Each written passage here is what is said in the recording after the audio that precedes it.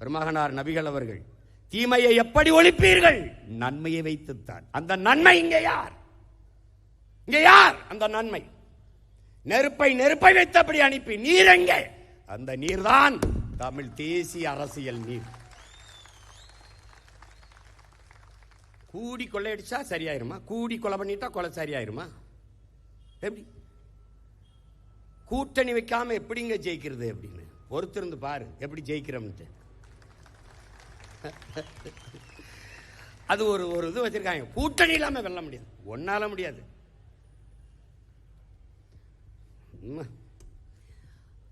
அரசியல் விடுதலை என்று தொடங்கப்பட்டது இந்த இயக்கங்கள் எல்லாம். அரசியல் விடுதலை. பிறகு அரசியல் வியாபாரமாக மாறி நிற்கிறது. எந்த பக்கம் சீட்டும் நோட்டும் அதிகமா இருக்கு வெளிப்படையா பேரம் பேசுறான். இப்ப பாருங்க, இன்னைக்கு வரைக்கும் அது பேசிட்டு இருக்கான். இந்த காங்கிரஸ் இந்த டிஎம்கே பாத்துக்க, நீ எங்க போனாலும் உனக்கு இந்த வாட்டி ஆட்டினா இன்னாட்டி மரணடி கொடுக்கறனால பாருங்க. நீங்க வா, நீ பிஜேபி வரக்கூடாது, சரி காங்கிரஸ் வரலாமா? எப்படி நீ பிஜேபி எதிர்ப்பிலை காங்கிரஸை புனிதப்படுத்துகிறாய்? விடுதலை பெற்ற இந்த நாட்டை 60 ஆண்டுகள் ஆண்டு நாட்டை சுடுகாடாக்கிய அயோக்கியன் இந்த காங்கிரஸ். என் அப்பா நம்மாழ்வார் சொல்கிறார், மகனே உலகத்தில் எல்லா தீய திட்டத்திற்கும் நீ வேறு தேடி போனால் அது அமெரிக்கக்காரன் கையில் தான் இருக்கும். இந்த நாட்டில் எந்த தீய திட்டத்திற்கும் வேறு தேடி போனால் அது காங்கிரஸ்காரன் கையில் தான் இருக்கும். எனக்கு ஒரு கொலவெறி இருக்கு, என் இனத்திற்கு ஒரு வன்மம் இருக்கு, பகை இருக்கு. ஏன்? உன்னுடைய 3 கையெழுத்தில் என் தேசிய இனத்தின் தலையெழுத்தை மாற்றி விட்டாய்.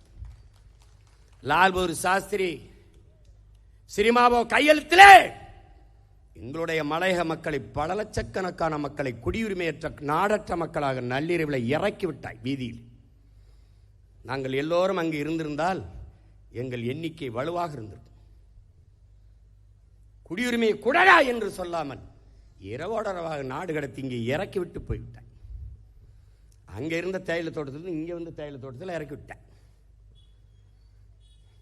அடுத்து இந்திரா காந்தி அம்மையார் அதே சினிமாவை கையெழுத்தில் தான் தோன்றித்தனமாக என்னுடைய சொந்த நிலத்தை, வெள்ளக்காரங்களத்தில் கூட அவன் கட்டுப்பாட்டில் இல்லை, என் பாட்டனுடைய சொந்த சொத்து கச்சத்தீவை எடுத்து கொடுத்து விட்டேன். என் மீனவ சொந்தங்களின் வாழ்வாதாரம் முற்றுமுழுதாக சிதைக்கப்பட்டுச்சு. கச்சத்தீவு எனக்குன்னா கடல் தூரம் அதிகம், அவனுக்கு கடல் தூரம் அதிகம். நான் எல்லை தாண்டி வாரேன்னு சுட்டுக்கிட்டு இருக்கான், நீ பார்த்துக்கிட்டு இருக்க.